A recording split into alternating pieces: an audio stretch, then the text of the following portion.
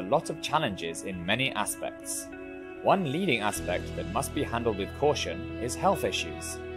In that matter, Mulia Husarajaya comes and actively participates in solving Indonesian health issues.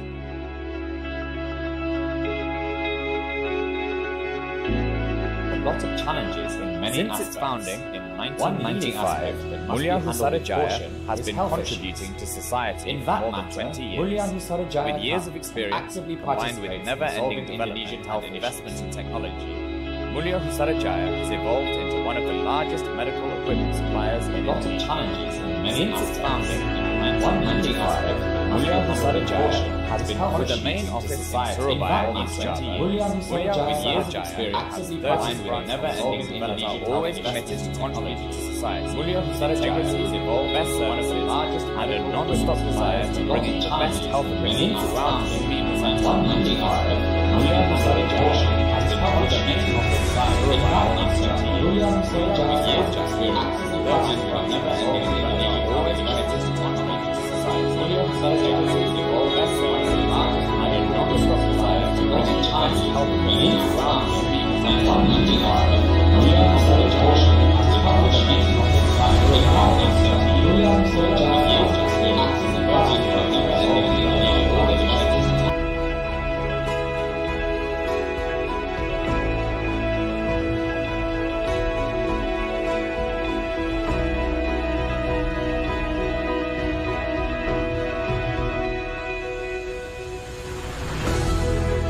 Mulia Husarajaya's vision to be the best medical supplier in Indonesia with a good reputation worldwide. Mulia Husarajaya has been trusted by many world-leading medical equipment manufacturers such as GE Healthcare, Schiller, Ambu, Boston Scientific, Nidec, DRGEM, Kiran, and hopefully many more in the future. Hundreds of capable employees throughout all the regions of Indonesia, Mulia Husarajaya is always ready and looking forward to giving the fastest, best selection and after-sales services for medical equipment needs and issues.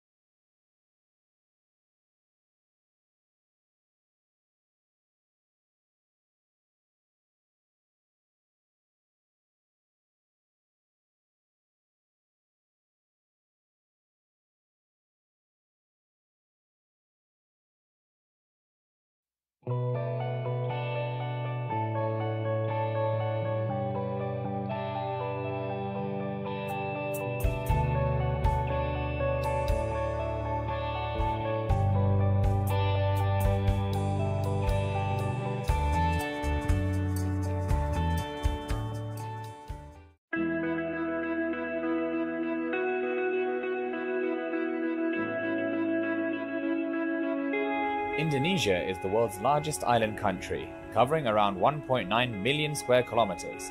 As such, Indonesia has a lot of challenges in many aspects. One leading aspect that must be handled with caution is health issues. In that matter, Mulia Husarajaya comes and actively participates in solving Indonesian health issues.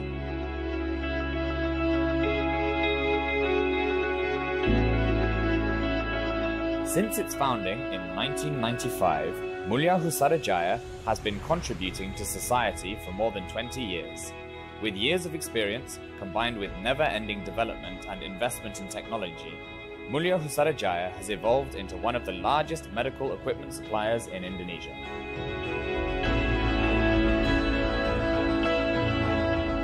With a main office in Surabaya, East Java, Mulia Husarajaya has 13 branch offices that are always committed to contributing to society with integrity, the best services, and a non-stop desire to bringing the best health equipment throughout Bumi Nusantara.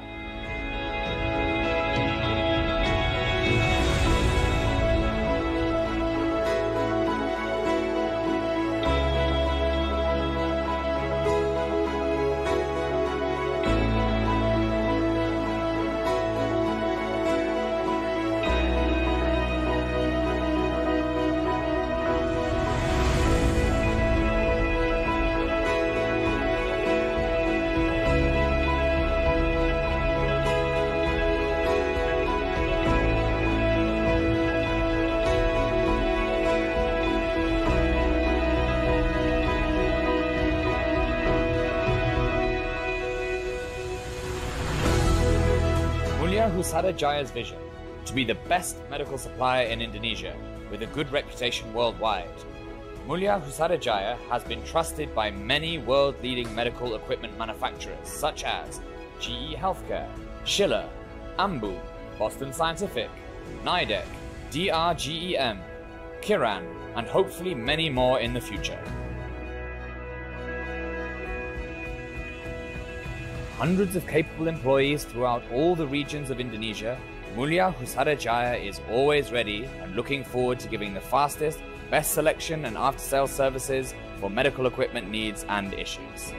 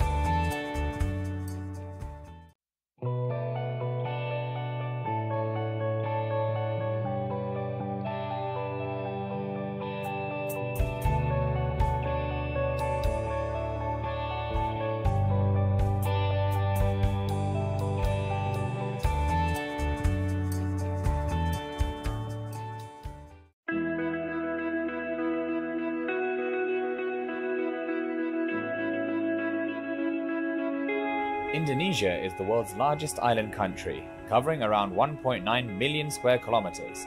As such, Indonesia has a lot of challenges in many aspects. One leading aspect that must be handled with caution is health issues. In that matter, Mulia Husarajaya comes and actively participates in solving Indonesian health issues.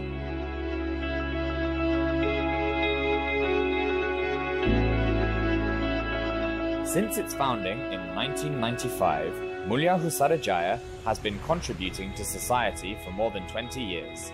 With years of experience, combined with never-ending development and investment in technology, Mulia Husarajaya has evolved into one of the largest medical equipment suppliers in Indonesia.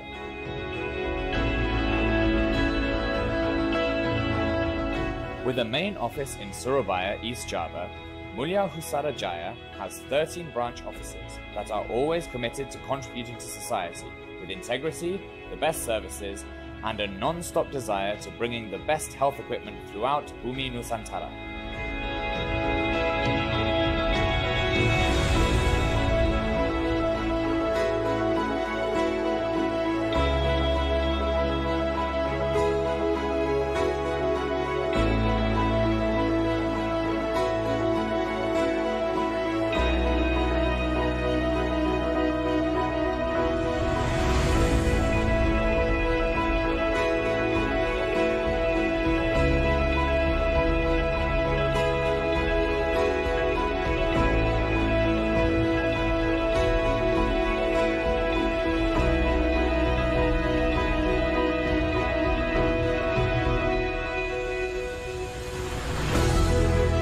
Mulia Husada Jaya's vision to be the best medical supplier in Indonesia with a good reputation worldwide. Mulia Husada Jaya has been trusted by many world-leading medical equipment manufacturers such as GE Healthcare, Schiller, Ambu, Boston Scientific, Nidec, DRGEM, Kiran, and hopefully many more in the future. Hundreds of capable employees throughout all the regions of Indonesia, Mulia Husada Jaya is always ready and looking forward to giving the fastest, best selection and after-sales services for medical equipment needs and issues.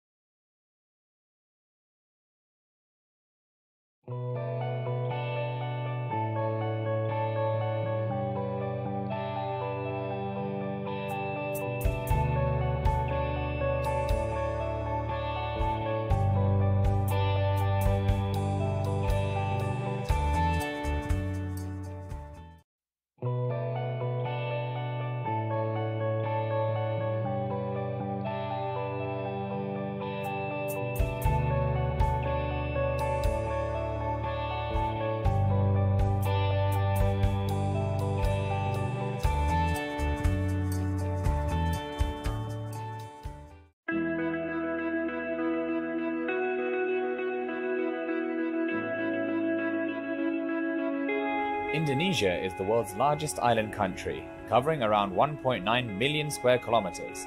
As such, Indonesia has a lot of challenges in many aspects.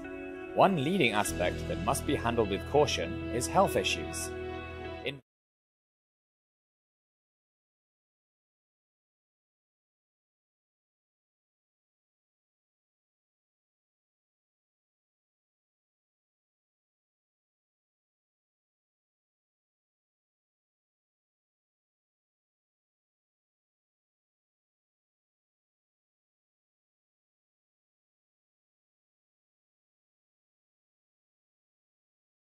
Kami dari tim Together selaku penyelenggara mengucapkan selamat datang kepada Dr. Sri Andrani Utomo, spesialis radiologi konsultan selaku pembicara, dan kepada antusiasme peserta yang mencapai 850 peserta.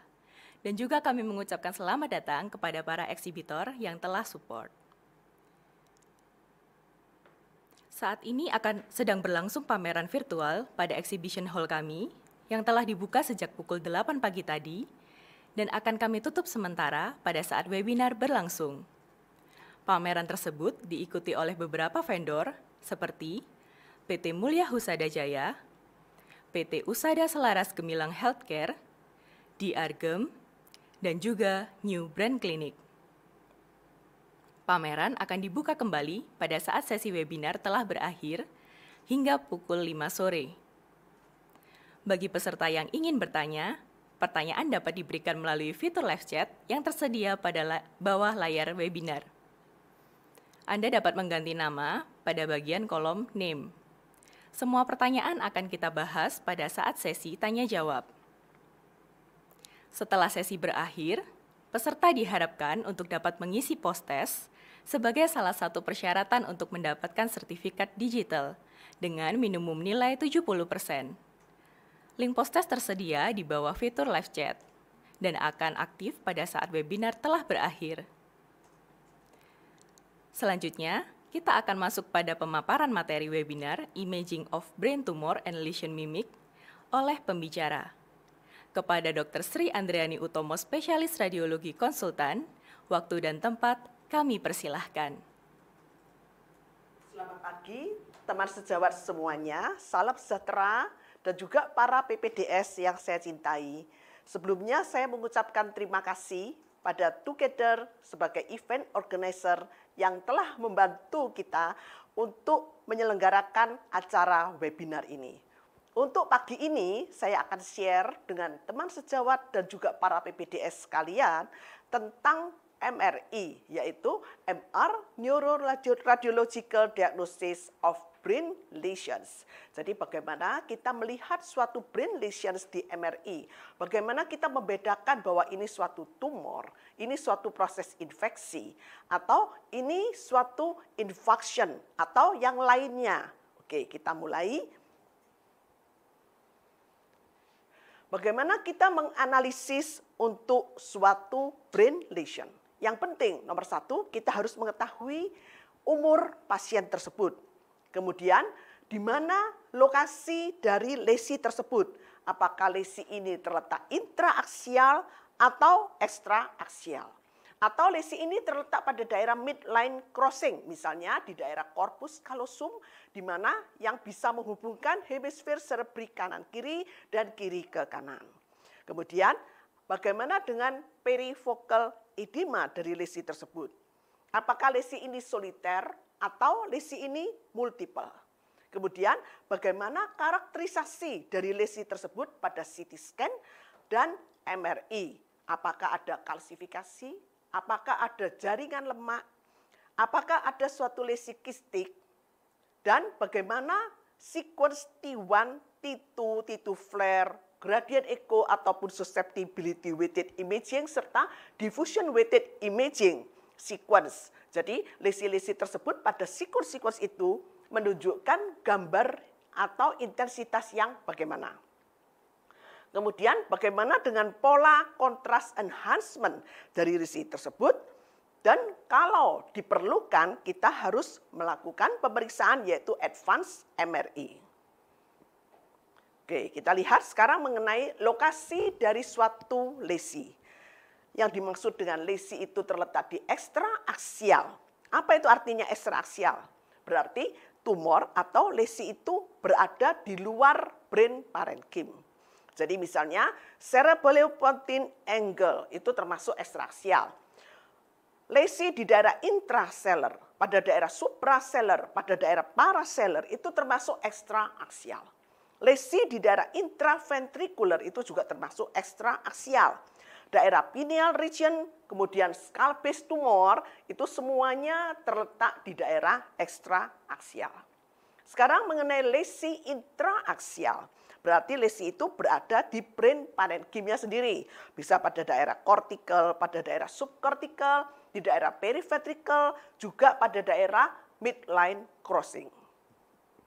Sekarang kita lihat tanda-tanda dari suatu tumor atau lesi yang ekstraaksial. Kita melihat adanya cerebrospinal fluid cleft. Kemudian kita melihat pembuluh darah besar yang berada di daerah arachnoid space itu akan terdesak di antara tumor dan jaringan otak yang normal. Dan kita juga melihat gray matter ini terdesak di antara tumor dan white matter. Kemudian kita melihat adanya broad base dari dural. Jadi tumor atau lesi tersebut menempel atau attachment pada daerah dura dengan bentukan broad base. Selain itu kita juga melihat adanya perubahan dari tulang di daerah sekitar tumor. Misalnya terjadinya suatu hiperostosis atau terjadi suatu destruksi dengan infiltrasi dari massa tersebut pada tulang tersebut. Oke, kita lihat sekarang. Kita melihat suatu lesi pada daerah ekstraaksial di daerah frontal sisi sebelah kiri. Kita lihat, kita tahu bahwa ini adalah suatu lesi yang ekstraaksial karena kita melihat adanya liquor cleft sign. Kita melihat juga di sini gray matter yang warnanya abu-abu ini, dia berada di antara tumor dan white matter. Kita melihat lagi pembuluh darah besar yang berada di arachnoid space ini terdesak dan berada di antara tumor dan jaringan otak yang normal. Selain itu kita juga bisa melihat bagaimana intensitas dari tumor tersebut. Kita bisa melihat bahwa intensitas tumor ini tampak slight hypointens kalau kita bandingkan dengan liquor yang warnanya hyperintens. Jadi ini mempunyai arti. Artinya bahwa tumor ini lebih solid dibanding jaringan otak yang normal. Selain itu, pada daerah lesi atau tumor tersebut juga ada intensitas yang lebih hiperintens. Di sini menunjukkan bahwa ini adalah suatu necrotic area. Necrotic tissue yang mempunyai intensitas mendekati liquor. Selain itu, kita juga melihat pada gradient echo atau pada SWI kita akan melihat gambaran bintik-bintik hipointens. Kalau kita lihat hipointens seperti ini bukan suatu abnormal flow void, tapi ini adalah kalsifikasi yang berada di intratumoral. Oke, nanti kita melihat bagaimana sekuen-sekuen masing-masing ini menerangkan gambar pada MRI. Kita lihat lagi, ini juga suatu tumor. Tumor ini berada di daerah intrasellular, berarti tumor ini suatu tumor ekstraaksial. Ini bukan tumor intraaksial. Dan kita juga bisa melihat tumor ini menyebabkan pendesakan dari arteri karotis interna kanan kiri ini hanya berada di sisi lateral tumor, tidak menyebabkan encasement dari vaskular tersebut. Dan kita lihat A1 arteri cerebri anterior kanan maupun kiri tampak terdesak ke superior. Sekarang kita lihat lagi pineal region tumor. Jadi kita melihat ini pada aksial T2 kita melihat tumor ini slight hypointens dengan pemberian kontras menunjukkan hampir homogeneous contrast enhancement. Dan kita melihat ada batasan, meskipun liquornya tipis sekali, tapi kita tahu ini adalah suatu tumor yang ekstraaksial. Dan selain itu kita juga melihat adanya drop metastasis pada daerah ependym ventricle.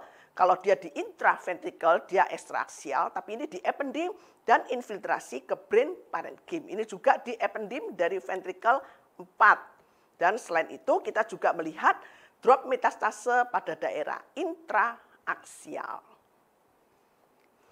Oke, sekarang kita melihat mengenai karakterisasi dari lesi atau tumor tersebut. Bagaimana? Oke, kita lihat bagaimana dengan karakterisasinya. Kita lihat lesi ini. Bagaimana batas dari tumor tersebut. Apakah tumor ini well-defined border atau dia ill-defined border. Apakah lokalisasinya tumor ini berbatas tegas bagus atau ada daerah yang terjadi suatu infiltratif. Jadi tepi tumor itu infiltrasi, kita melihat infiltratif ke daerah brain parenchyma di sekitar tumor tersebut. Kemudian kita melihat mengenai tumor tisunya sendiri. Apakah ada kalsifikasi? Apakah ada jaringan lemak di situ? Apakah tumor tersebut mengandung bahan protein, mengandung perdarahan, atau ada lesi kistik, atau ada nekrosis?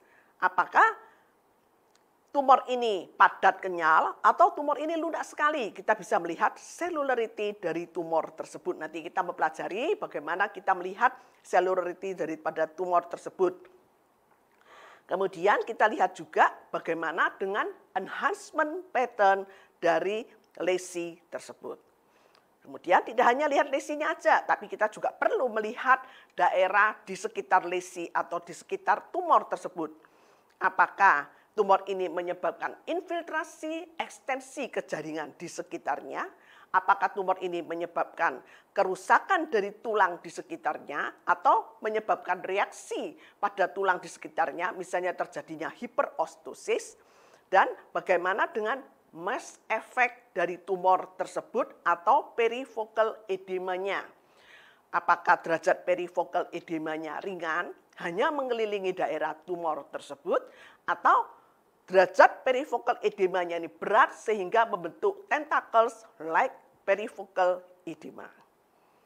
Sekarang mengenai kalsifikasi sendiri. Ada beberapa tumor yang sering didapatkan adanya kalsifikasi di intratumoral. Kita tidak perlu menghafalkan semua tumor, tapi yang paling penting adalah yang terbanyak. Jadi kalau untuk intraaksial tumor dikatakan yang paling sering terjadinya intratumoral kalsifikasi adalah oligodendroglioma. Dan untuk ekstraaksial tumor yang paling banyak adalah craniofaringioma. Oke, sekarang kita sampai pada contrast enhancement. Karena ini juga penting bagi suatu lesi. Kita lihat bahwa pada otak kita itu mempunyai triple layers blood-brain barrier. Jadi di dalam intraaksial, di dalam brain parenchyma sendiri itu mempunyai blood-brain barrier. Sehingga kalau blood-brain barrier ini bagus, tidak mungkin kontras itu bisa masuk ke dalam brain parenchyma.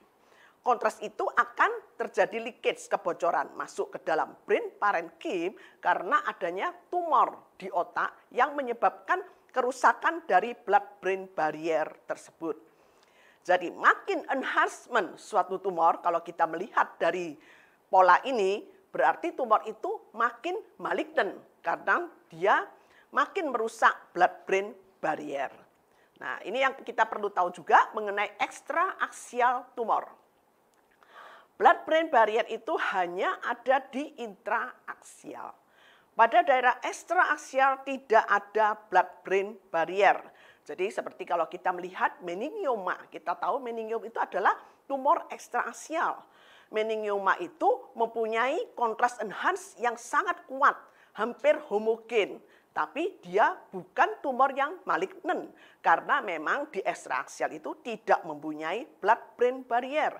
Jadi dia kontras enhancement-nya berdasarkan karena tumor ini hypervascularized, sehingga kontras itu bisa dari kapiler itu langsung masuk ke dalam brain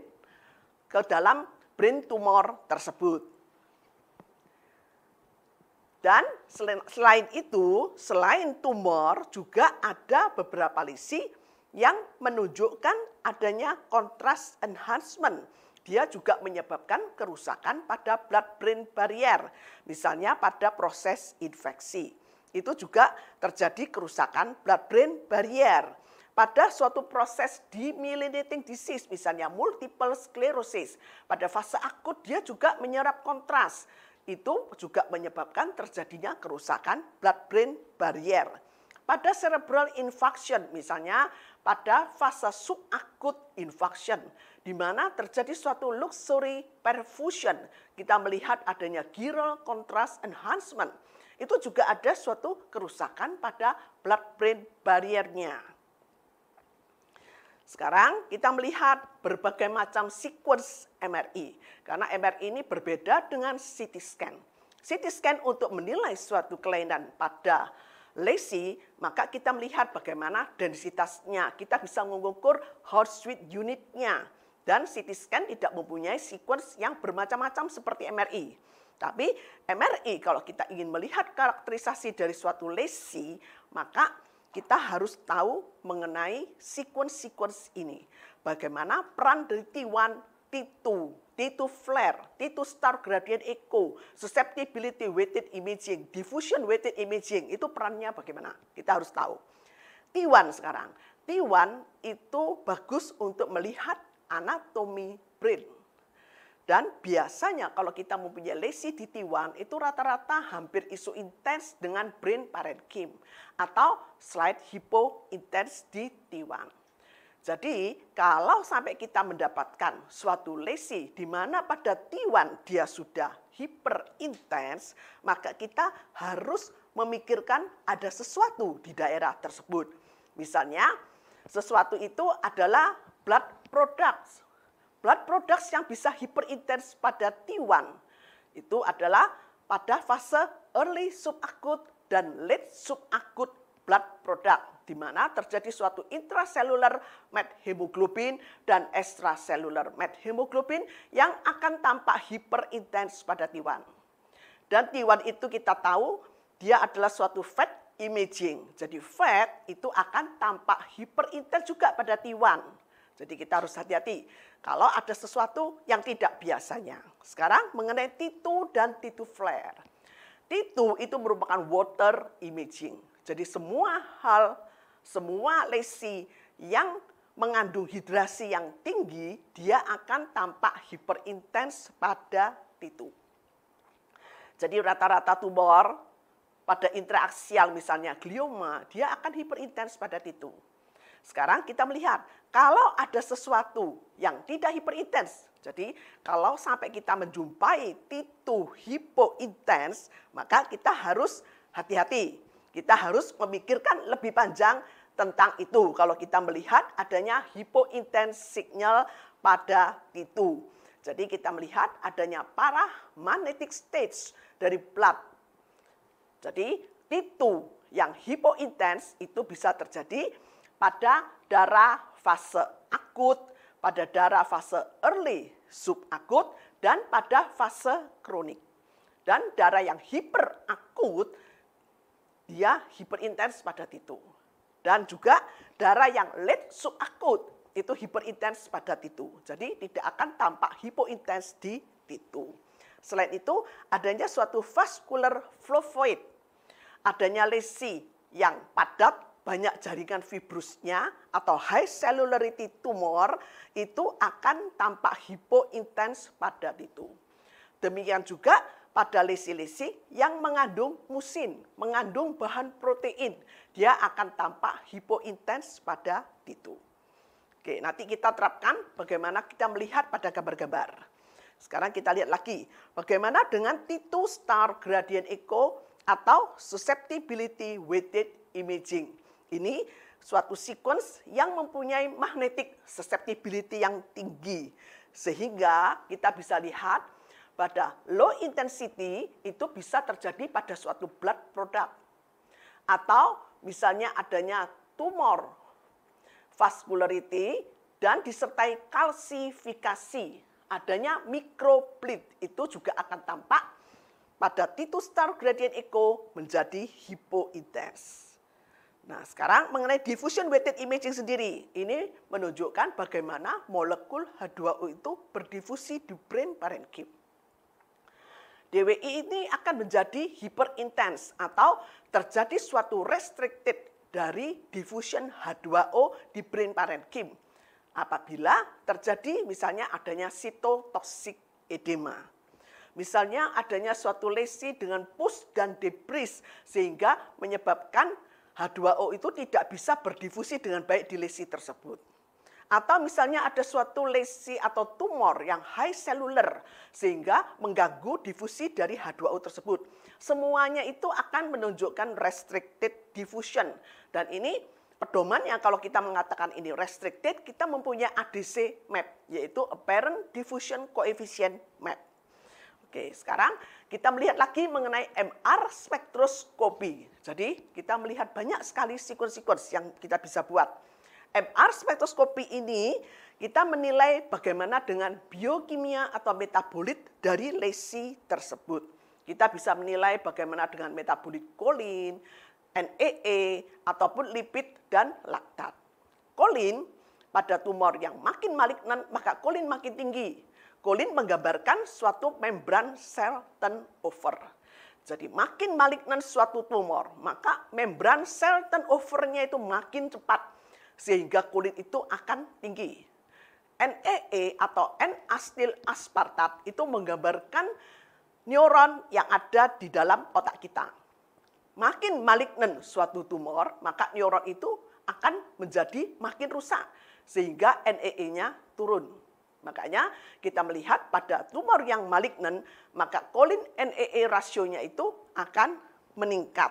Tapi jangan lupa bahwa membran sel turnover yang meningkat tidak hanya terjadi pada tumor, pada infeksi juga terjadi peningkatan dari membran sel turnover. Sehingga kadang-kadang pada proses infeksi kita juga bisa melihat adanya peningkatan kolin kreatin maupun kolin NEE ratio. Sedangkan untuk lipid dan laktat ini berhubungan dengan suatu proses nekrosis dan hipoksia, sehingga terjadi peningkatan dari lipid dan laktat. Oke, sekarang kita sudah melihat semua sekuen-sekuen ini, kita mengeterapkan bagaimana kita melihat kelainan-kelainan pada brain parenchyma. Oke, kita lihat. Pasien ini laki-laki usia 50 tahun dengan hemiparese kiri. Kejadiannya 1 minggu yang lalu. Kita lihat gambarnya. Ini aksial T1 dan aksial T2. Kita melihat pada aksial T1, kita melihat suatu area yang hiperintens. Ini tidak umum. Jadi kalau kita melihat hiperintens pada T1 seperti tadi yang saya katakan, kita harus memikirkan apakah ini suatu fat tissue itu hiperintens pada T1. Tapi kalau kita lihat lesi ini tidak sesuai untuk suatu fat tissue. Apakah ini suatu blood product yang hiperintens pada T1 itu bisa. Ya, kita lihat pada T1 hiperintens itu bisa terjadi pada blood product di mana ada suatu methemoglobin. Entah itu intraseluler ataupun ekstraseluler methemoglobin, itu kedua-duanya akan tampak hiperintens pada T1. Tapi sekarang kita lihat lagi, bagaimana dengan T2? Pada T2 di sini dia tampak hipointens. Nah, jadi kita tahu bahwa dengan T1 hiperintens dan T2 yang hipointens di sini, blood product ini pasti adalah suatu intracellular methemoglobin. Dan kita melihat juga di sini tampak adanya gambaran perifocal slight hypointense area pada T1 dan pada T2 tampak hiperintens. Jadi ini pasti suatu perifocal edema. Karena edema mempunyai intensitas yang hampir sama dengan liquor. Sehingga dia pada T1 akan hipointens dan pada T2 akan hiperintens. Jadi pada pasien ini kita bisa menebak bahwa ini bukan suatu tumor. Tidak ada bayangan massa, tidak ada gambaran solid mass yang kita bisa lihat. Kita hanya melihat gambaran blood product semuanya, disertai dengan perifocal edema. Jadi dari sini kita melihat bahwa ini adalah suatu early subacute hemorrhage yang disertai dengan perifocal edema. Kita lihat lagi sekarang pada gradient echo. Pada gradient echo karena dia mempunyai magnetic susceptibility yang tinggi, maka dia akan tampak hipointens. Jadi kita bisa lihat di sini blood product-nya dia juga tampak hipointens di sini. Tapi gradient echo tidak bisa membedakan kadang-kadang apakah ini suatu blood product dari early subacute hemorrhage atau suatu chronic hemorrhage. Yang bisa membedakan itu kalau dari gradient echo-nya sendiri adalah perifocal edema ini. Kalau dia tidak ada perifocal edemanya, maka kita lebih mengarah ke suatu hemosiderin dengan chronic hemorrhage. Kalau pada fase early subacute, kita masih bisa melihat perifocal edemanya. Sekarang kita lihat sekuens yang berbeda yaitu MR angiografi dari pasien ini. Apakah dari teman-teman ada yang melihat, ada yang tidak normal MR angiografinya di sini? Yang pasti kita tidak melihat adanya stenosis. Karena ini bukan suatu infarction. Kita tidak melihat adanya oklusi. Tapi dengan adanya perdarahan, kita melihat bahwa segmen M2, right MCA di sini, kalau kita bandingkan dengan sisi kontralateral, maka dia spastik di sini karena adanya perdarahan dan masih dalam fase early subacute. Oke. Sekarang kita melihat kasus yang lain. Laki-laki usia 65 tahun dengan hemiparese kiri. Kita lihat pada diffusion weighted imaging dan disertai dengan ADC map. Kita lihat pada diffusion weighted imaging, kita melihat adanya suatu lesi yang restricted diffusion pada DWI yang tampak hiperintens di DWI. Dari sini kita tahu bahwa ini hiperintensnya disebabkan karena suatu sitotoksik edema. Dan kita melihat pada ADC map dia tampak hipointens atau ADC map-nya tampak menurun. Selain itu pada flare kita juga melihat pada pasien ini tampak adanya multiple chronic lacunar infarction pada daerah subcortical frontal ataupun juga di daerah corona radiata kanan dan kiri. Dan kalau kita lihat lagi pada gradient echo pada pasien ini, kita melihat adanya multiple microbleed kecil-kecil ini, semua banyak pada daerah basal ganglia, pada daerah subkortikal, parieto-occipital kanan kiri, kita melihat multiple microbleed. Jadi dari sini kita bisa mengevaluasi, kita bisa menganalisa bahwa pasien ini terjadinya infarction ini dasarnya adalah suatu amyloid mikroangiopati pada pasien ini. Dan kita bisa melihat juga pada MR angiografinya, kita tidak melihat adanya significant stenosis pada intracranial major arteries. Jadi kalau kita lihat pada pembuluh darah yang besar-besar ini, kita tidak melihat stenosisnya. Oke. Sekarang kita masuk ke kasus yang lain. Kita lihat beberapa kasus yang bisa kita terapkan dari sequence-sequence serta ciri-ciri untuk suatu lesi yang tadi saya katakan. Kita lihat pasien ini laki-laki 40 tahun dengan right hemiparese. Kita lihat ada sesuatu, kita melihat ada sesuatu. Ini adalah gambaran dari T1 dan ini adalah T2 flare. Kita melihat adanya suatu lesi berbentuk bulat kalau kita perhatikan dengan bintik-bintik yang hiperintens, mix, slight hipointens, dan flare ini juga bintik-bintiknya ini tidak seragam. Jadi bintik-bintik perdarahan dengan usia yang berbeda-beda. Dan selain itu kita juga melihat adanya suatu rem hemosiderin.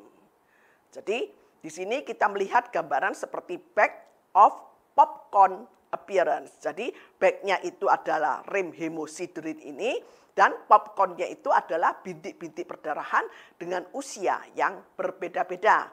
Dan pada gradient echo kita akan melihat semuanya menjadi hipointens.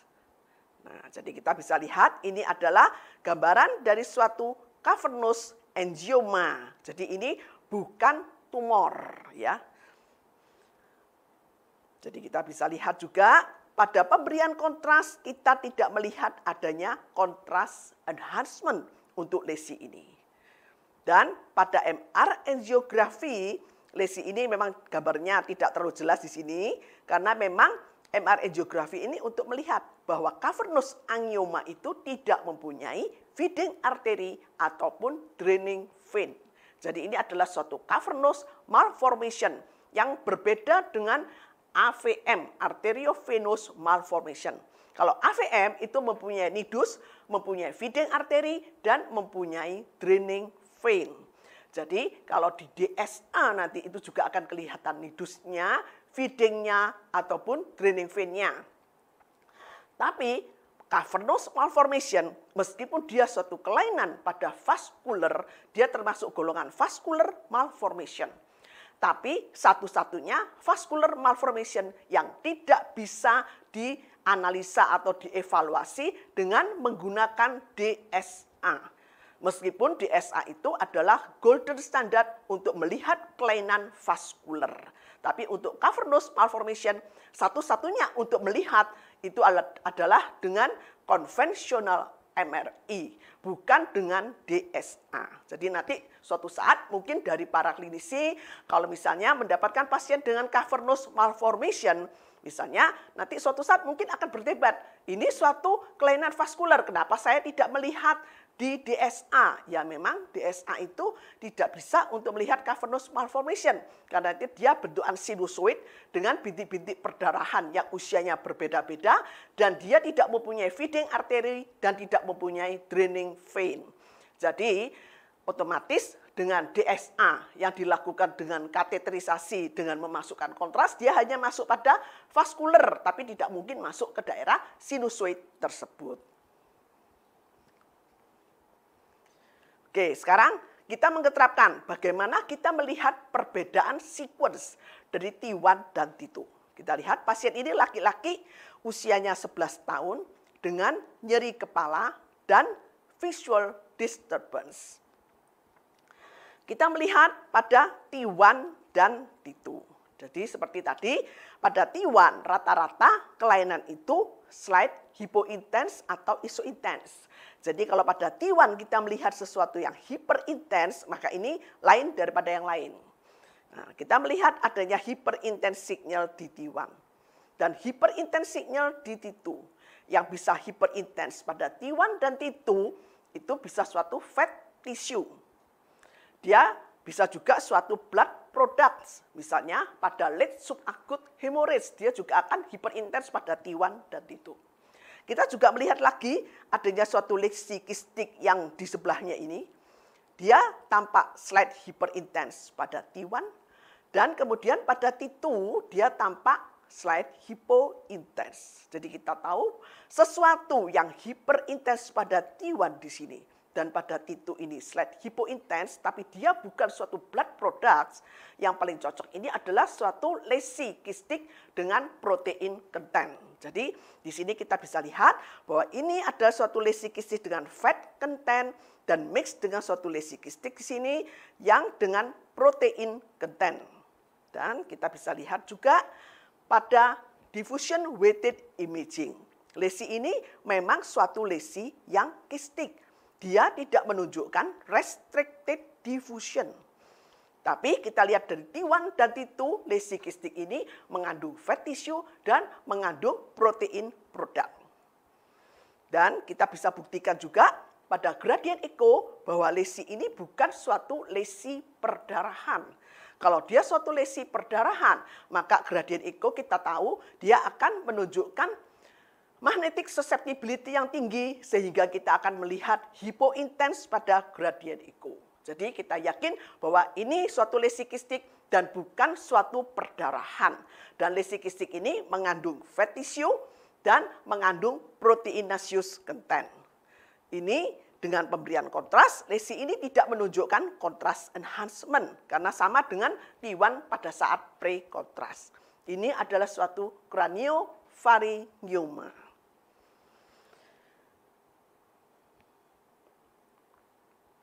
Oke, sekarang ini kasus yang paling saya sukain.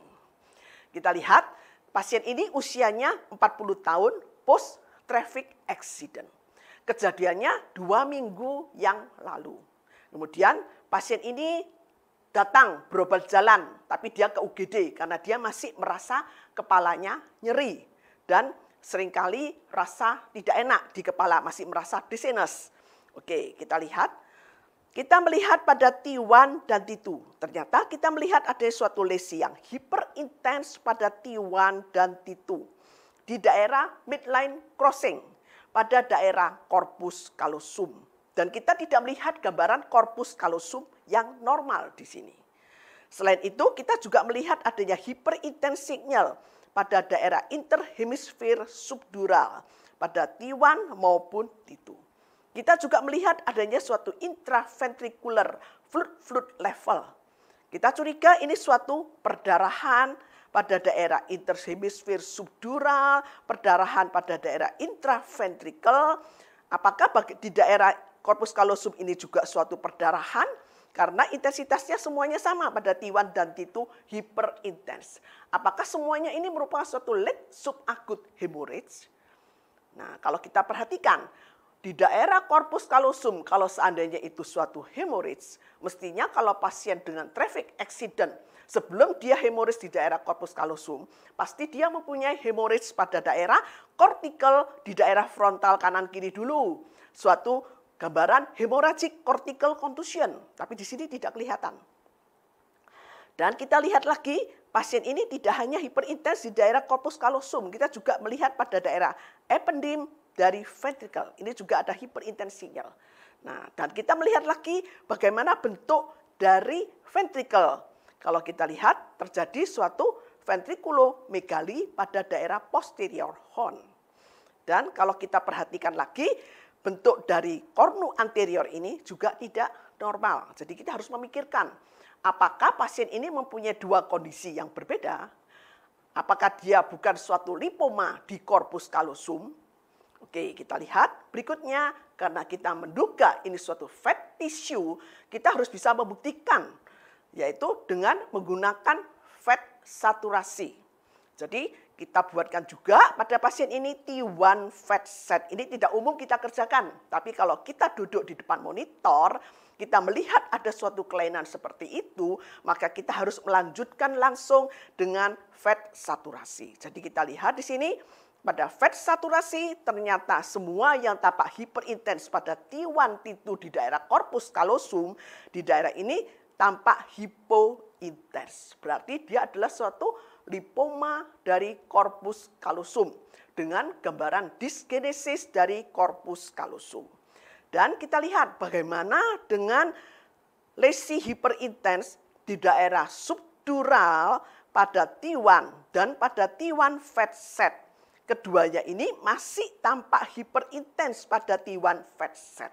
Berarti ini bukan suatu fat tissue, tapi ini adalah suatu interhemisfer subdural hematom dalam fase late subakut. Dan kita juga melihat di sini tampak adanya subdural hematom pada daerah temporal sisi sebelah kanan. Jadi hasil akhir pasien ini merupakan suatu congenital anomali di mana didapatkan adanya lipoma dari corpus callosum dengan gambaran dysgenesis dari corpus callosum disertai dengan droplet multiple lipom kecil-kecil pada daerah ependym. Kemudian kita juga melihat ventricle yang tidak normal bentuknya, deformitas, dan disertai juga adanya suatu late subakut interhemisfer subdural hemorrhage. Oke, sekarang kita melihat ke arah lebih advance, yaitu tentang MR perfusion. MR perfusion kita melihat ada yang namanya DSC MR perfusion atau Dynamic Susceptibility Contrast MR perfusion. Ini yang biasa kita kerjakan untuk melihat tumor-tumor atau lesi-lesi di daerah intraaksial. Dan juga dengan menggunakan kontras, kita juga ada lagi MR perfusion yang lain, yaitu DCE MR perfusion atau suatu Dynamic Contrast Enhanced MR perfusion. Ini memang tidak banyak digunakan untuk suatu intraaksial tumor, tapi untuk suatu ekstraaksial tumor ataupun tumor-tumor di daerah body yang lain, pada daerah spine, pada daerah muskuloskeletal, itu bagus kita kerjakan dengan DCE MR perfusion. DSC MR perfusion itu untuk menilai suatu cerebral blood volume. Dan DCE MR perfusion ini lebih menggambarkan suatu volume transfer contrast. Ini volume transfer constant, ini menggambarkan suatu wash in rate dan wash out rate dari suatu lesi tersebut. Sehingga kita akan mendapatkan bagaimana dengan time intensity curve dari lesi tersebut pada DCE MR perfusion. Selain itu kita juga bisa menilai tentang permeability studinya, kebocoran atau leakage dari vaskular yang menuju ke lesi tersebut, di mana kita bisa menilai mengenai K-transnya, KIP atau IUGC maupun VE. Sekarang mengenai ASL atau 3D ASL, ini adalah arterial spin labeling. Ini juga termasuk MR perfusion, tapi ini dasarnya adalah non-contrast MR perfusion. dan kita menilai mengenai cerebral blood flow-nya. Oke, kita bisa mengeterapkan ini. Dengan adanya 3D ASL ini cukup membantu kita kalau seandainya kita tidak mengerjakan contrast enhanced MR perfusion. Kita lihat di sini, pasien usia 57 tahun wanita dengan headache dan vertigo selama 1 minggu. Pasien ini alergi kontras dan tidak mungkin kita kerjakan dengan menggunakan contrast enhanced MR perfusion, entah itu DSC ataupun DCE MR perfusion. Kita lihat pada konvensional MRI. Dari konvensional MRI, kita melihat pada T2 di sini, kita melihat adanya multiple lesi pada daerah hemisfer cerebellum kanan dan kiri. Kita curiga dari gambar ini kemungkinan tumor. Kemungkinan tumor metastasis, meskipun DD-nya masih ada yang lain, misalnya tuberkuloma. Siapa tahu kalau infeksi itu juga bisa multiple. Dan kemudian kita kerjakan ASL. Pada 3D ASL, kita melihat adanya peningkatan dari cerebral blood flow. Nah, dari hasil penelitian, dengan peningkatan cerebral blood flow, ini menggambarkan juga bahwa cerebral blood volume dari lesi tersebut juga meningkat. Jadi kita melihat adanya multiple lesi dan tanpa adanya peningkatan cerebral blood flow, maka kita memikirkan ini suatu proses malignancy. Kita lihat pada MR spektroskopi. MR spektroskopi ini bisa dikerjakan juga tidak menggunakan kontras. Jadi kalau ada pasien yang tidak mungkin kita kerjakan dengan kontras, tapi pasien ini harus kita lakukan untuk mendiagnosa kelainannya. Maka jangan memilih CT scan, kita harus memilih MRI. Karena MRI mempunyai sequence dan software yang jauh lebih canggih dan dia bisa menunjukkan kira-kira tumor ini mengarah kemana. Ya. Tapi kalau CT scan, meskipun kita kerjakan CT scan dengan kontras sekalipun, itu juga tidak bisa membantu untuk diagnostik kadang-kadang. Nah, kita bisa lihat di sini, pada MR spektroskopi, pada lesi tersebut kita bisa melihat tanpa adanya kolin kreatin dan kolin NEE rasio yang sangat tinggi. Dan disertai juga adanya peningkatan lipid dan laktat yang menggambarkan bahwa lesi ini banyak nekrotik areanya. Jadi sesuai dengan suatu proses malignancy. Tidak perlu kita kerjakan dengan kontras untuk kasus-kasus seperti ini. Oke, sekarang kita lihat lagi pasien yang lain. Kita juga melihat ini hampir mirip tapi berbeda. Kita lihat pasien ini usia 40 tahun dengan nyeri kepala dan kejang. Kita melihat tanpa adanya suatu lesi, kalau kita perhatikan lesi ini terletak di daerah intraaksial. Pada daerah tonsilla cerebelli, sisi sebelah kanan yang kiri mengalami kompresi, kita melihat lesi ini pada T2 di sini, kita lihat slide hypointens. Jadi lesi ini padat, kita bisa lihat. Atau lesi ini banyak mengandung bahan protein. Karena kita tahu pada proteinaceous content itu juga akan tampak slide hypointens pada T2. Oke, sekarang kita lihat lagi bagaimana dengan contrast enhancement-nya. Pada pemberian kontras lesi ini menunjukkan nodular heterogeneous contrast enhancement. Oke, sekarang kita lihat apakah lesi ini suatu tumor. Kita lihat bagaimana dengan pola enhancement dari daerah di sekitarnya. Kita melihat adanya gambaran basal system contrast enhancement. Kita melihat adanya multiple nodular contrast enhancement. Kita bisa melihat di sini nodular yang banyak sekali contrast enhancement-nya. Dan kita lihat lagi, di sini juga ada gambaran nodular contrast enhancement, selain ada leptomeningeal contrast enhancement, basal system contrast enhancement. Maka dari sini kita tahu bahwa ini bukan suatu tumor. Tapi kalau kita lihat dari MR spektroskopi, sekarang kita lihat MR spektroskopi dari pasien ini pada daerah nodul ini, kita melihat bahwa kolin kreatin dan kolin NEE rasionya juga meningkat. Jadi kalau kita mengerjakan MR spektroskopi, jangan sekali-kali hanya melihat MR spektroskopinya. Tapi perhatikan konvensional MRI itu dulu. Perhatikan bagaimana dengan sequence yang ada di konvensional MRI yang kita kerjakan. Kita analisa dulu yang baik, baru kita melihat MR spektroskopinya. MR spektroskopi dari sini, meskipun dia kolin kreatin maupun kolin NA rasionya meningkat, tapi ini bukan tumor. Karena kita tahu bahwa kolin yang meningkat itu bisa terjadi juga pada infeksi. Karena pada proses infeksi juga terjadi membran sel turnover yang meningkat. Jadi dari sini kita akan tahu bahwa ini bukan tumor, tapi ini adalah suatu meningoencephalitis TB yang disertai dengan tuberkulomatosis. Jadi nodul tadi adalah tuberkel, bukan tumor. Sekarang kita lihat lagi pasien laki-laki usia 50 tahun dengan visual impairment. Jadi pasien ini dengan gangguan visus. Tapi kalau kita mikir gangguan visus itu bisa dari orbita depan, dari nervus opticusnya, chiasma optikanya, radiasi optikanya, sampai ke posterior radiasi optika di mana pada daerah occipital kita bisa lihat. Kita melihat ada sesuatu di daerah occipital.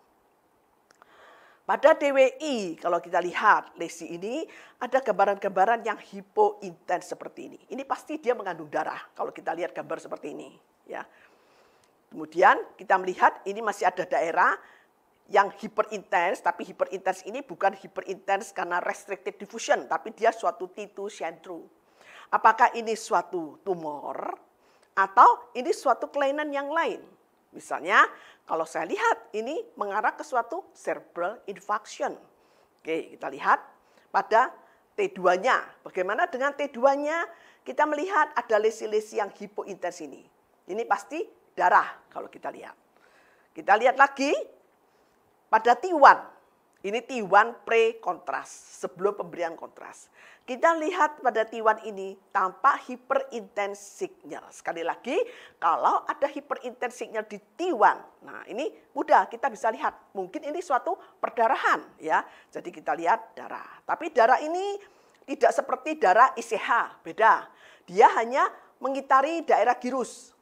Jadi ini merupakan suatu hemorrhagic transformation dari suatu infarction. Ini suatu thrombotic infarction yang disertai dengan hemorrhagic transformation. Kita lihat pada gradient echo, kita melihat adanya giral perdarahan yang mengikuti gyrus. Dan kalau kita lihat lagi dengan pemberian kontras, kita lihat selain tadi ada hemorrhagic transformation-nya, dia juga disertai adanya suatu luxury perfusion.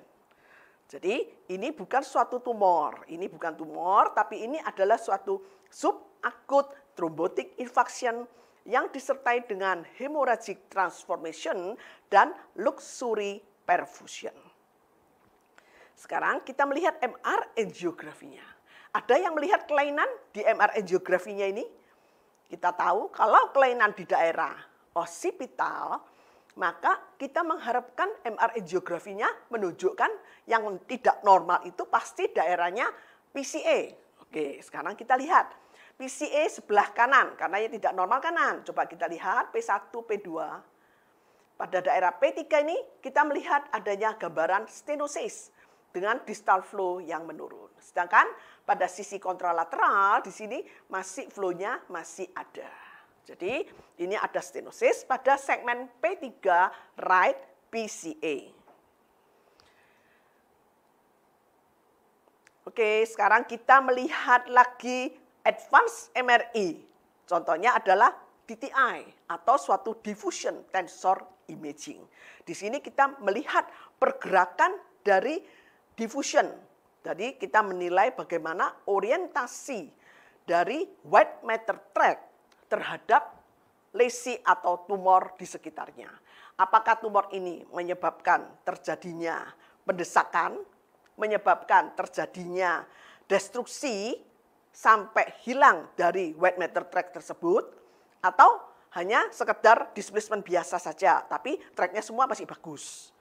Dan functional MRI Ini yang sering kita kerjakan yang bisa itu adalah dengan teks, model teks fungsional MRI. Jadi ini untuk menentukan surgical location. Jadi kita bisa tahu daerah-daerah yang mempunyai fungsi-fungsi yang penting itu jangan sampai terkena pada surgery-nya, jadi surgical tract-nya tidak melalui daerah tersebut.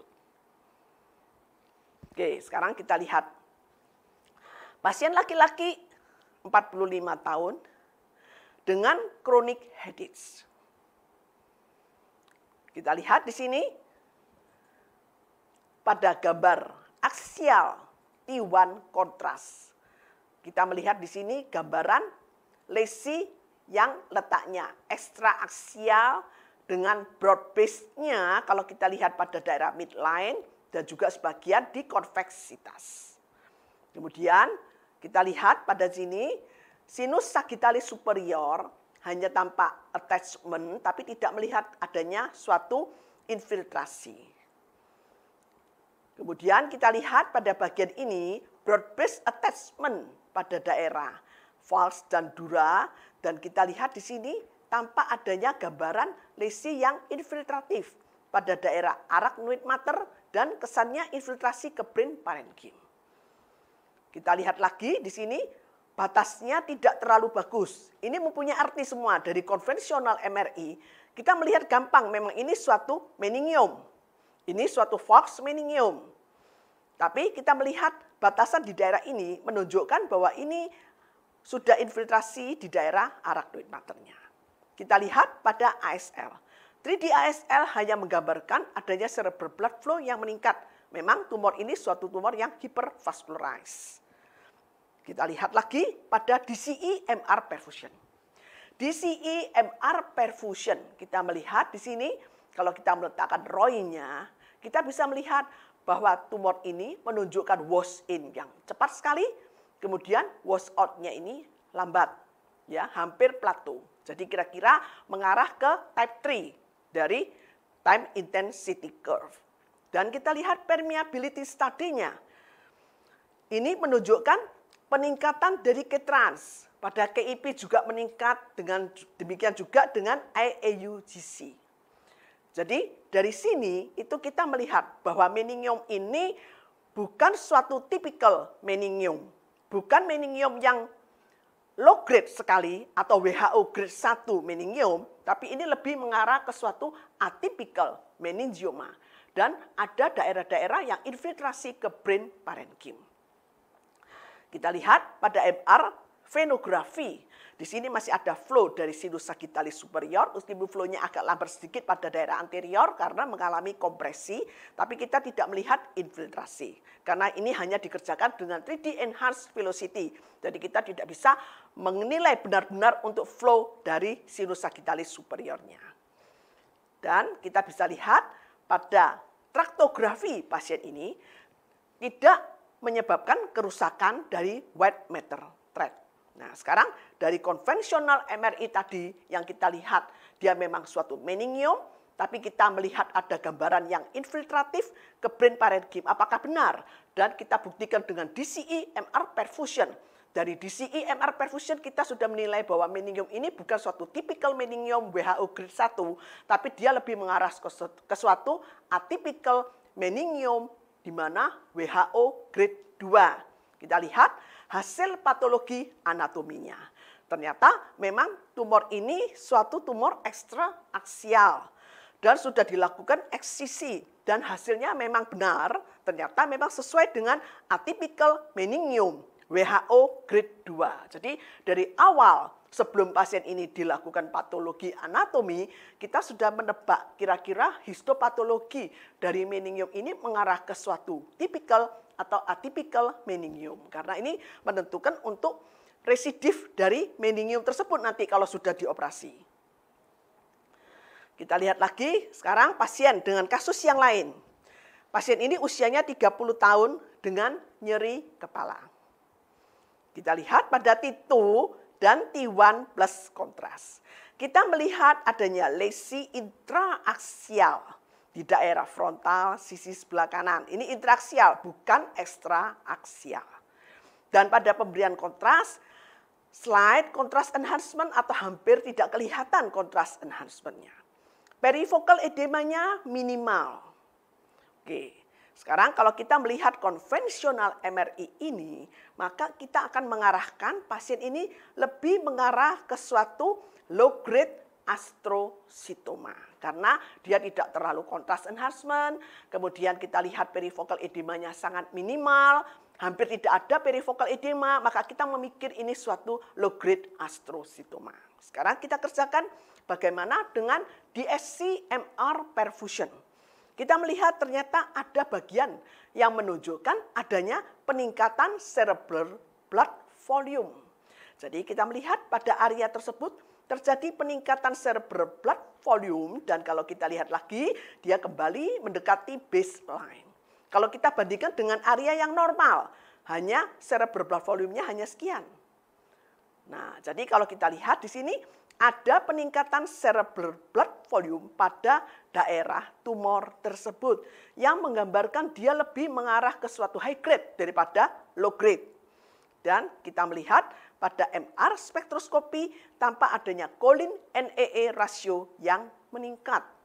Dan pasien ini akhirnya dilakukan operasi, surgical therapy, dan hasil akhir memang dia suatu high grade astrocytoma WHO grade 3, suatu anaplastik astrocytoma. Jadi kadang-kadang konvensional MRI itu penting kita tahu ya bahwa ini pasti suatu tumor. Tapi kadang-kadang kita susah membedakan apakah dia lebih mengarah low grade atau high grade. DSC MR perfusion itu membantu kita untuk lebih menegakkan diagnosa pasien ini mengarah ke suatu high grade atau dia memang betul-betul low grade. Karena nanti untuk proses surgery-nya dan kelanjutan terapi dari pasien tersebut. Sekarang kita lihat lagi pasien yang lain. Pasien ini laki-laki 40 tahun dengan visual disturbance, gangguan penglihatan. Matanya kalau melihat itu double. Dan selain itu matanya tidak bisa membuka dengan baik, terjadi ptosis. Nah, kita lihat pada pasien ini gimana? Kita melihat adanya suatu lesi yang letaknya di daerah ekstraaksial. Ini berada di luar ya, di luar brain parenchyma. Dan lesi ini menunjukkan flow void. Kalau kita lihat flow void. Tapi flow void-nya ini hitamnya tidak sama dengan arteri karotis interna yang berada di sebelahnya, di sampingnya. Nah, kita tahu bahwa ini pasti suatu gambaran giant aneurisma. Ini suatu kelainan vaskular dengan flow void. Tapi kenapa flow void-nya kok tidak sama dengan arteri karotis interna di sini? Karena di dalam ini darahnya itu muter-muter, bergerak secara turbulensi dan menjadi lambat. Kalau sesuatu itu bergerak menjadi lambat, maka flow void-nya hilang. Dia menjadi hyperintens. Sekarang kita lihat lagi. Dengan pemberian kontras, pasien ini dikerjakan kontras. Nah, kita lihat pada kontras tadinya, kita melihat flow void di arteri karotis interna ini tetap hitam. Sedangkan lesi ini tampak kontras enhancement. Apakah ini bukan giant aneurisma? Kok bisa kontras enhancement? Berarti dia kan tumor yang bisa enhance. Nah, kita harus pandai-pandai untuk mengerti tentang sequence MRI. Flow void itu terjadi karena gerakan yang cepat dari aliran darah. Sehingga arteri karotis interna yang normal, dia mempunyai aliran yang sangat cepat, meskipun dengan pemberian kontras kita tidak bisa melihat kontras enhancement-nya. Yang kita terima adalah flow void-nya, karena dia terjadi signal loss, tidak akan tertangkap sebagai gambar yang putih. Tapi untuk giant aneurisma, di mana giant aneurisma ini mempunyai aliran darah yang sangat lambat dan turbulensi, maka kalau diberi kontras dia juga akan kontras enhancement. Tapi ini bukan tumor. Dan pada MR angiografi kita bisa melihat bahwa ini giant aneurisma dengan peron arteri dari right internal carotid artery. Dan kita lihat peron arterinya ini sangat lebar necknya.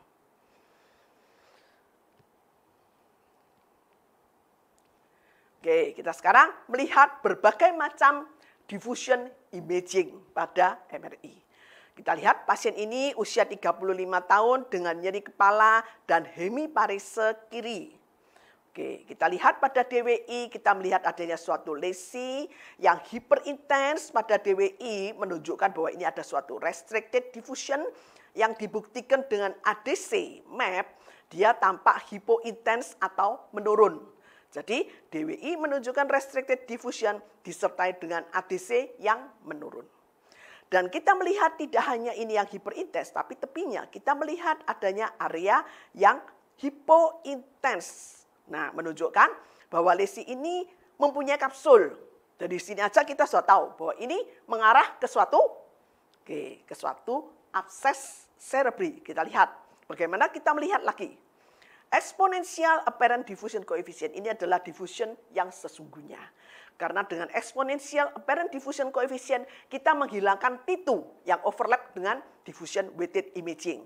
Jadi di sini kita melihat bahwa ini memang betul-betul restricted diffusion dengan gambaran hyperintens pada exponential apparent diffusion coefficient dan kemudian tepinya ini hypointens sesuai dengan fibrous tissue sesuai dengan suatu kapsul. Dan kita lihat lagi pada pemberian kontras, lesi ini menunjukkan rim contrast enhancement. Ini adalah abses cerebri. Ini yang paling mudah pada DWI kita menilai. Sekarang kita melihat yang lain. Kita melihat pasien yang lain. Pasien ini usia 50 tahun, laki-laki dengan hemiparese kanan. Kita juga melihat suatu lesi yang sama seperti tadi. Hiperintens pada DWI yang menunjukkan adanya suatu restricted diffusion. Dan pada ADC map tampak menurun. Jadi memang benar-benar ini adalah suatu lesi dengan restricted diffusion. Tapi yang berbeda dengan tadi, dia tidak mempunyai dinding yang hipointens. Kita bisa perhatikan. Jadi kalau kita melihat gambar, itu tolong diperhatikan semuanya. Jangan cepat-cepat melihat hanya restricted-nya aja. Tapi lihat tepinya bagaimana. Dan selain itu kita juga melihat bagaimana dengan tepis yang lainnya. Kita melihat adanya perifocal edema. Nah, dari sini kita bertemu dengan suatu lesi yang restricted diffusion dan pada ADC map tampak menurun, tidak mempunyai kapsul, tidak berdinding, dan ada perifocal edema. Ini juga tumbuhnya infiltratif kalau kita lihat. Jadi pasti kita bertemu dengan suatu lesi yang menggambarkan ke arah tumor, bukan ke suatu proses infeksi atau abses cerebri. Sekarang kita lihat pada T2. T2 ini mempunyai arti sekali pada lesi ini. Kita lihat lesi ini kalau dibandingkan dengan perifocal edemanya, lesi ini lebih hipointens. Jadi dari T2 ini kita berhadapan dengan suatu lesi yang mempunyai sel yang besar-besar. Jadi kita bisa lihat berbeda dengan lesi yang tadi. Pada T2, lesi ini yang tadi itu dia restricted diffusion, tapi di T2 dia hyperintens. Kalau kita perhatikan dengan lesi ini, dia berbeda. Pada T2 dia slight hypointens. Dan pada flare itu juga hampir sama dengan T2 untuk brain parenchyma, kita menilainya itu sama. Dia juga slight hypointens dengan perifocal edema yang hyperintens. Dan pada pemberian kontras dia tidak menunjukkan seperti tadi rim contrast enhancement. Tapi dia hampir homogenous contrast enhancement dari tumor tersebut. Jadi kita berhadapan dengan tumor dalam hal ini. Dia bukan abses cerebri. Tumor apa yang bisa menyebabkan restricted diffusion dan pada pemberian kontras menunjukkan homogenous contrast enhancement itu adalah suatu brain lymphoma atau primary central nervous system lymphoma. Oke, sekarang kita berhadapan dengan DWI yang berbeda. Kita lihat pasien ini dengan gambaran lesi pada T1 di daerah fossa posterior. Di daerah arachnoid space kita melihat ada suatu lesi kistik yang hipointens pada T1 dan pada T2 hyperintens. Ini pasti suatu lesi kistik. Lesi kistik di daerah arachnoid space, maka ini adalah suatu arachnoid cyst. Kalau dia arachnoid cyst dengan isinya itu adalah kistik mendekati liquor, maka pada DWI itu akan tampak unrestricted diffusion. Kita lihat DWI-nya menunjukkan unrestricted diffusion. Dan pada pemberian kontras tidak menunjukkan adanya kontras enhancement. Maka ini adalah suatu arachnoid cyst yang besar di daerah fossa posterior. Apa bedanya dengan sisterna magna yang mega sisterna magna? Kenapa kok kita mendiagnosa ini suatu arachnoid cyst? Kenapa bukan suatu mega sisterna magna? Karena kita melihat hemisfer cerebellum kanan dan kiri ini terdesak ke anterior. Kalau mega sisterna magna itu adalah suatu embryonal variation, dia tidak akan menyebabkan pendesakan dari brain parenchyma. Oke, sekarang kita melihat bentukan yang mirip dengan cyst juga. Ini laki-laki 25 tahun dengan trigeminal neuralgia yang kanan. Jadi pasti kelainannya dekat-dekat dengan nervus trigeminus. Kita melihat adanya suatu lesi. Tidak terlalu jelas, hipointens pada T1. Kita lihat hipointens pada T1 dan pada T2 hiperintens. Kelihatan lesinya? Oke. Jadi seperti tadi, hipointens pada T1 dan hiperintens pada T2. Maka nomor 1 mungkin ini suatu lesi kistik. Karena dia hipointens T1, hiperintens T2, mirip dengan liquor. Apakah ini suatu arachnoid cyst di daerah CPA yang sebelah kanan ini sehingga dia mendesak pada nervus trigeminus atau sesuatu yang lain? Kita lihat bagaimana dengan DWI. Jadi sesuai dengan kesepakatan kita, kalau ini suatu arachnoid cyst yang berisi cairan, dia mempunyai intensitas sama dengan liquor, maka pada DWI harusnya menunjukkan unrestricted diffusion. Kita lihat apakah DWI-nya ini unrestricted. Coba kita perhatikan. Ternyata DWI-nya bagaimana? Kalau kita lihat, ternyata DWI-nya ini hyperintens ya. Tampak menunjukkan restricted diffusion. Jadi itu bukan suatu arachnoid cyst lagi. Dia pasti bukan lesi cystic arachnoid. Dan kita lihat, nah jadi kita melihat pada konvensional MRI pada T1 dan T2, lesi ini mirip dengan kista. Isinya seperti seakan-akan liquor, tapi ternyata pada DWI menunjukkan restricted diffusion. Jadi ini pasti berhadapan dengan tumor yang lain. Bukan suatu arachnoid cyst. Pada pemberian kontras sekalipun, kita tidak bisa melihat adanya kontras enhancement pada lesi itu. Ini dengan kontras mirip dengan kista juga. Nah, jadi dari sini kita tahu bahwa ini pasti suatu epidermoid cyst. Jadi suatu epidermoid tumor yang mirip dengan arachnoid cyst pada konvensional MRI, tapi kalau kita kerjakan DWI, kita akan melihat bahwa ini berbeda. Dia menunjukkan restricted diffusion. Dan satu lagi yang bisa kita lihat, yaitu dengan menggunakan Fiesta atau dengan menggunakan CIS atau menggunakan 3D Cube High Resolution T2, kita melihat bahwa tumor ini ternyata ini adalah massa. Jadi ini adalah epidermoid tumor yang menyebabkan pendesakan pada nervus trigeminus. Jadi sekali lagi, kalau kita mengerjakan sesuatu yang mirip dengan cyst, jangan lupa kita lihat DWI-nya. Karena DWI itu pasti kita buat pada pemeriksaan untuk brain MRI. Jadi mudah ya. Jadi kita lihat dari situ, kita akan yakin bahwa ini bukan suatu arachnoid cyst. Ini adalah suatu epidermoid cyst atau epidermoid tumor. Oke, sekarang kita lihat lagi pasien yang lain. Pasien ini usia 55 tahun dengan sudden right hemiparesia. Sudden. Jadi sudden itu berarti kejadiannya sangat cepat, mendadak. Kenapa kok mendadak? Kita lihat di sini. Pada T1 dan T2 kita melihat. Ini T1, ini T2. Kita melihat adanya lesi yang hampir isointens dengan brain parenchyma pada T1 dan pada T2 hyperintens. Nah, kita harus mikir, orang ini kejadiannya mendadak. Berarti kalau kita lihat mendadak itu bisa suatu infarction atau dia suatu perdarahan, kalau kita lihat ini untuk infak tidak cocok. Ini sesuai dengan gambaran suatu perdarahan. Kalau perdarahan, ini adalah perdarahan yang fasenya hiperakut, di mana pada T1 isu intens dan pada T2 hiperintens. Jadi sesuai dengan kejadiannya dia. Dan kita lihat apakah kita yakin ini suatu intracerebral hemorrhage aja? Kalau dia intracerebral hemorrhage, tempatnya yang tidak sesuai. Ini di daerah frontal. Kita harus hati-hati.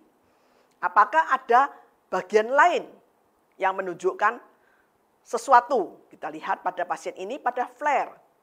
Tidak terlalu kelihatan. Kita lihat pada gradien echo. Kita melihat darah aja ini. Darah, tidak terlalu jelas. Kita lihat pada DWI. DWI lebih membantu. Kita lihat di sini, lesinya yang berdarah.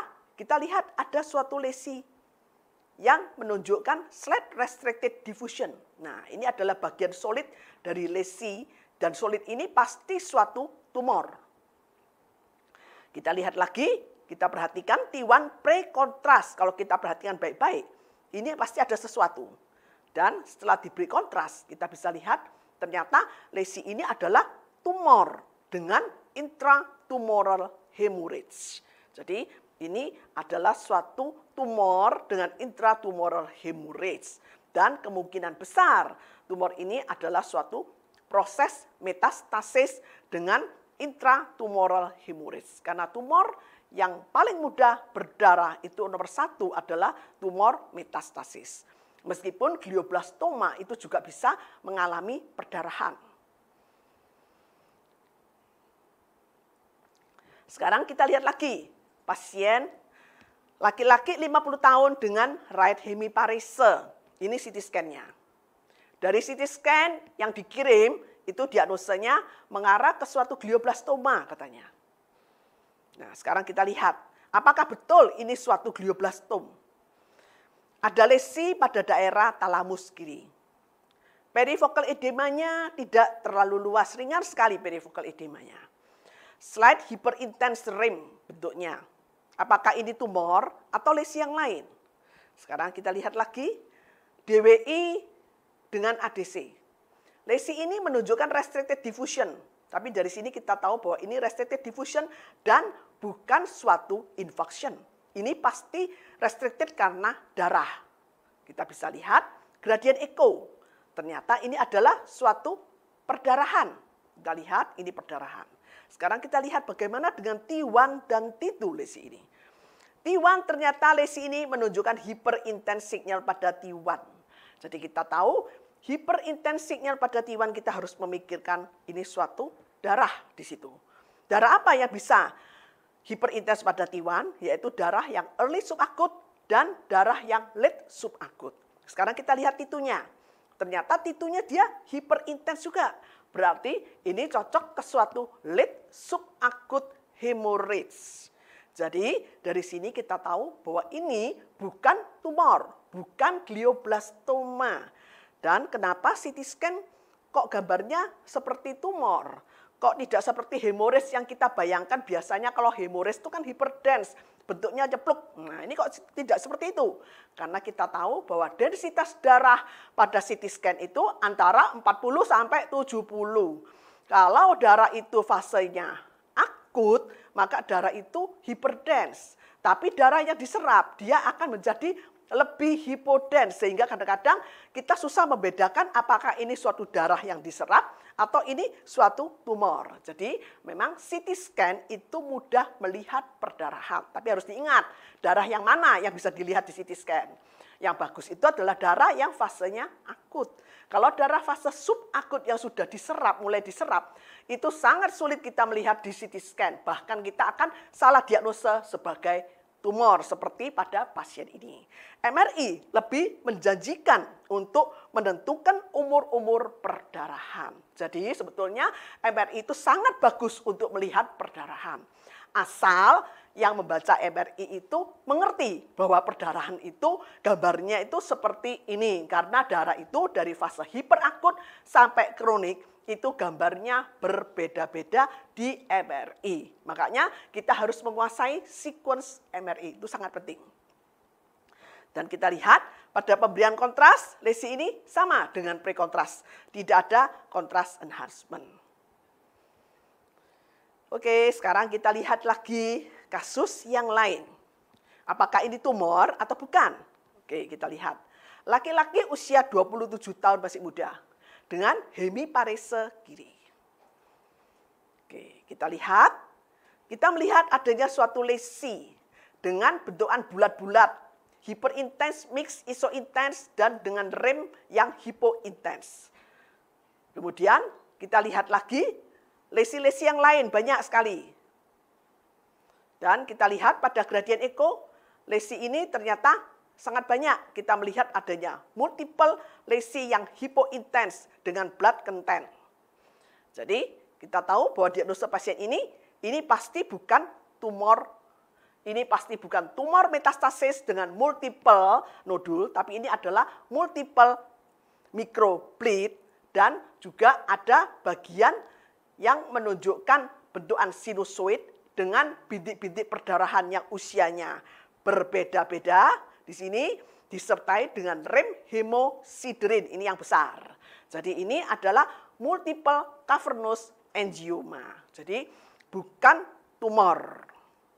Jadi dulu waktu saya belajar MRI, saya tidak ada yang mengajarkan. Jadi kita belajar sendiri. Nah, terus kemudian melihat kok ada yang namanya cavernous angioma, ada macam-macam, ada vascular malformation yang bentuknya macam-macam itu, yang selama dulu waktu kita belajar dengan menggunakan konvensional MRI kita itu kok tidak tahu diagnosanya. Waktu pertama-tama belajar MRI dulu, itu seakan-akan kalau kita melihat ada sesuatu lesi di brain parenchyma, kalau tumor cuma taunya tumor ini astrocytoma, oligodendroglioma, atau mungkin ini tumor ini ekstraksial, cuma taunya meningioma, hanya itu aja. Bahkan yang namanya cavernous malformation itu tidak umum pada saat itu. Nah, tapi ternyata kasus-kasus ini banyak sekali. Berarti dulu waktu kita belajar itu banyak yang miss juga. Jadi dengan berkembangnya waktu, dengan bertambahnya experience, maka kita akan lebih mengerti tentang MRI ini. Jadi MRI itu tidak bisa dipelajarin dalam waktu sekejap, kita langsung pegang MRI, langsung kita bisa mendiagnosa. Kita membutuhkan waktu yang sangat panjang untuk mengerti tentang sequence konvensional MRI ini. Karena ini sangat penting. Oke, kita bisa lihat lagi pasien yang lain. Pasien ini umurnya 35 tahun dengan visual disturbance, gangguan penglihatan. Kenapa terjadi seperti itu? Kita melihat ada massa yang letaknya di daerah ekstraaksial, menempel pada daerah tuberculum seller sampai bagian atas dari diafragma sela. Dan kita melihat hipofisenya ini normal berada di intraseller. Kita melihat kenapa kok terjadi visual disturbance seperti ini, karena tumor ini menyebabkan pendesakan dari chiasma optica ke posterior-inferior. Nah, ini yang mengganggu penglihatan pada pasien ini. Jadi ini adalah suatu tuberculum seller meningioma. Oke, kita lihat lagi, hampir berakhir. Kita lihat wanita, ini usia 25 tahun dengan infertility. Dia sudah menikah lama dan belum dikaruniai anak. Dan kemudian pasien ini juga ada hiperprolaktinemi. Oke, jadi dicurigai adanya suatu mikroadenoma hipofise. Maka kita mengerjakan sesuai dengan protokol, kita harus mengerjakan MRI yang khusus untuk melihat hipofise. Di mana FOV-nya kita harus perkecil sehingga kita bisa melihat hipofise dengan baik. Oke, sekarang kita lihat. Pada titu biasa kita tidak melihat adanya suatu kelainan. Kita lihat pada titu koronal. Kita lihat hipofisenya masih baik-baik saja. Kemudian kita lihat pada sagital titu. Kita juga melihat hipofise ini masih normal, berada di intraseller. Kita tidak bisa melihat mikroadenomanya di sini. Nah, sekarang kita kerjakan dengan dynamic contrast enhance.